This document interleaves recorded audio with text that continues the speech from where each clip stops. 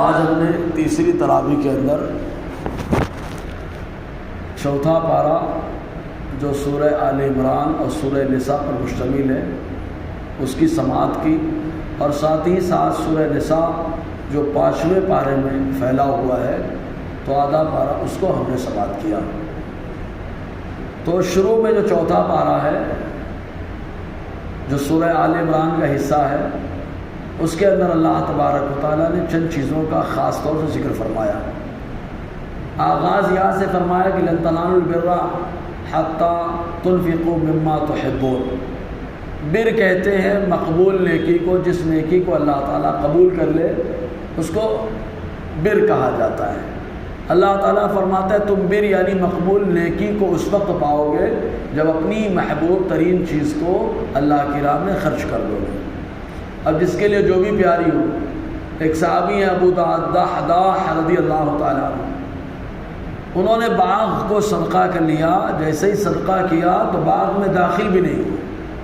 انہوں نے اپنی بیوی کو، اپنے بچوں کو باغ سے کہا کہ باہر آ جاؤ، تو ان لوگوں نے کہا اندر تو آؤ، بولے پہلے باہر آؤ پھر بات کریں گے۔ تو جب باہر بلایا تو کہا کہ میں نے اس باغ کو اللہ کی راہ میں صدقہ کر دیا ہے، ابو دحداح رضی اللہ عنہ۔ اور اس کے بعد جب صدقے کی بات چلی ہے تو ظاہر سی بات ہے ہر نیک کام کرنا، حضور نے فرمایا صدقہ ہے، کل معروف صدقہ، ہر نیک کام صدقہ، ہر نیک کام کرنا صدقہ ہے۔ اور ایمان والوں کے لیے سب سے بڑی معراج تو یہی ہوتی ہے کہ وہ اللہ تعالیٰ کی بارگاہ میں حاضر رہے، رسول اللہ کی بارگاہ میں حاضر رہے۔ تو بارگاہ خداوندی میں اس وقت حاضری کا ایک ہی مقام تھا جو بڑا مشہور و معروف تھا، وہ تھا خانہ کعبہ۔ تو اس کا ذکر اللہ تعالیٰ نے فرمایا کہ سب سے پہلا گھر جو روئے زمین پر بنا وہ خانہ کعبہ بنا ہے۔ اب وہ کیسے بنا، ایک لمبی تاریخ ہے، پروسیس پورا ایک دم زبردست معاملہ ہے اس کا۔ کیا تھے آدم علیہ السلام نے اس کو بنایا انڈیا سے جا کر کے، ہند کی سرزمین سے، پھر اس کے بعد مسجد اقصیٰ کو بنایا، اور کچھ لوگوں نے کہا کہتے ابراہیم نے بنایا اپنے بیٹے اسماعیل کے ساتھ خانہ کعبہ کو، اور مسجد اقصیٰ کو بنایا اپنے بیٹے اسحاق کے ساتھ مل کر، کہتے ابراہیم علیہ السلام نے۔ بہرحال تو خانہ کعبہ کا ذکر ہے۔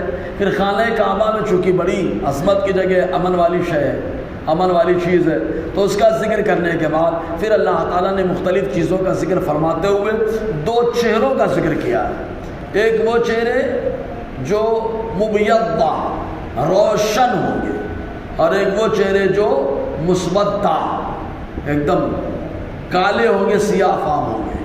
تو ان چہروں کا ذکر فرمایا کہ دو طرح کے چہرے ہوں گے، چہرے دنیا میں بھی آخرت میں بھی۔ اور جن کے چہرے کالے ہوں گے اوپر ذلت و رسوائی چڑھ رہی ہوگی، وہ کفر کے چہرے ہوں گے، اور جن کے چہرے روشن ہوں گے وہ ایمان کے چہرے روشن ہوں گے۔ پھر اس کے بعد اللہ تعالیٰ نے اور بھی کئی چیزوں کا ذکر فرمایا۔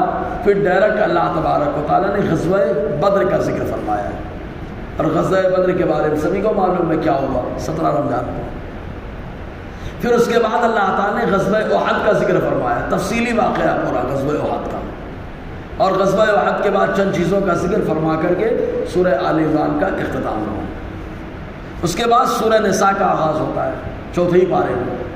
سورہ نساء، نساء معنی ہوتا ہے عورتیں، ایک عورت اس کو امرأۃ عربی میں کہا جاتا ہے، اور کئی عورتیں ہو جائیں تو اس کو نساء کہا جاتا ہے، یعنی عورتیں۔ اب سورہ نساء ہے تو اس میں چونکہ وہ عورتیں خصوصیت کے ساتھ بتائی گئی ہے جن سے نکاح کرنا حرام ہوتا ہے، اسی بیس پر اللہ تبارک و تعالیٰ نے خاص طور سے سورہ نساء کو سورہ نساء کے نام سے منسوب کیا ہے۔ شروع میں سورہ نساء کے کیا ہے، انسان کی پیدائش کا ذکر ہے کہ اللہ تعالیٰ نے ایک جان سے سارے انسانوں کو پیدا فرمایا، اور وہ جان آدم علیہ السلام۔ پھر ایک جان سے ذکر پیدا فرمانے کے ذکر کرنے کے بعد قبیلے کو اور انسانوں کی اجتماعیت اور سوسائٹی کو اللہ تعالیٰ نے پروان چڑھایا۔ اب ظاہر سی بات ہے جب پروان چڑھے، انسان آگے بڑھے، تب ایسی صورت میں محبت بھی آئی، نفرت بھی آئی۔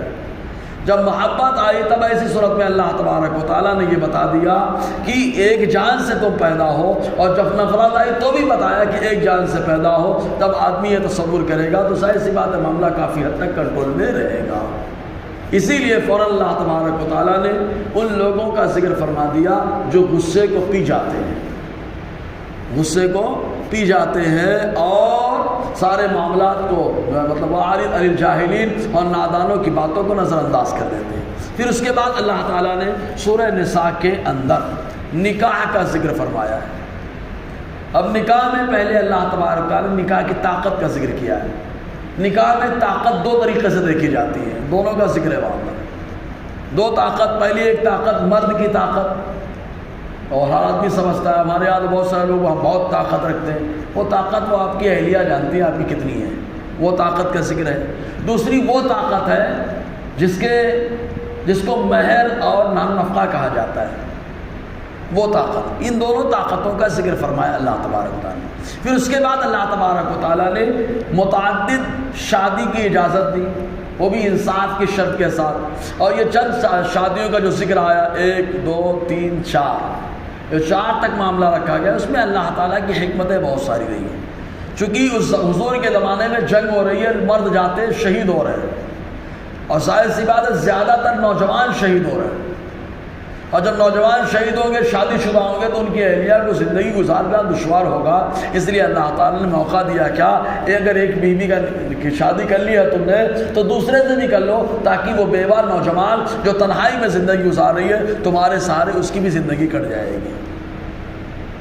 ایسے ہی بہت ساری بچیاں ہوتی ہیں جن کا رنگ صاف نہیں ہوتا ہے، تو ان کی شادیاں نہیں ہوتی ہیں۔ تو اللہ تبارک و تعالیٰ نے مردوں کو دیا، اگر طاقت تمہارے اندر ہے تو ان لڑکیوں سے بھی شادی کر لو، تاکہ وہ مایوسی کا شکار نہ ہو، تمہارے سارے اس کی بھی زندگی کٹ جائے۔ بہت ساری حکمتیں اللہ تبارک و تعالیٰ نے اس میں رکھی ہیں۔ پھر اس کے بعد جب نکاح کا ذکر چلا تو ظاہر سی بات ہے، کیا سب سے نکاح کر سکتے ہیں؟ تو اللہ تبارک و تعالیٰ نے نسبی کچھ عورتیں ہیں جن سے نکاح حرام فرمایا ہے، ان کا ذکر فرما دیا ہے۔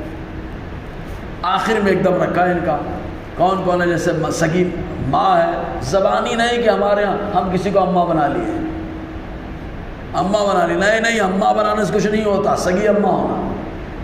بہن، سگی بہن، ان سے نکاح حرام ہے، منہ بولی بہن سے نہیں چلتا۔ ایسے ہی سگی بھتیجی، سگی بھانجی، یہ سب نکاح میں حرام ہے۔ تو اللہ تعالیٰ نے کا ذکر فرمایا ہے۔ اور اسی ضمن میں اللہ تبارک و تعالیٰ نے میراث کا تذکرہ فرمایا ہے۔ میراث یعنی حصہ بکرا، میراث کیا؟ بٹوارے کا۔ ایک حدیث میں حضور صلی اللہ علیہ وسلم نے ارشاد فرمایا، علم الفرائض فإنہا نصف العلم۔ حضور نے فرمایا میراث اور فرائض کے مسائل سیکھو، کیونکہ یہ آدھا علم ہے۔